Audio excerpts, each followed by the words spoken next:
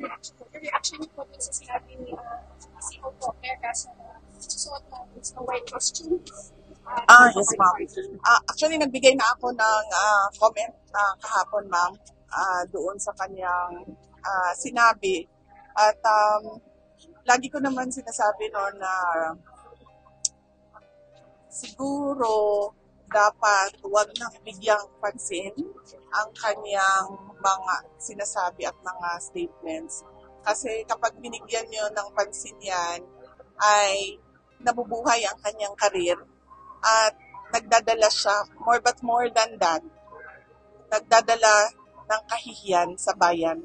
Kasi itinalaga siyang spokesperson ng pinakamataas na opisina sa ating bayan. Yan yung Office of the President.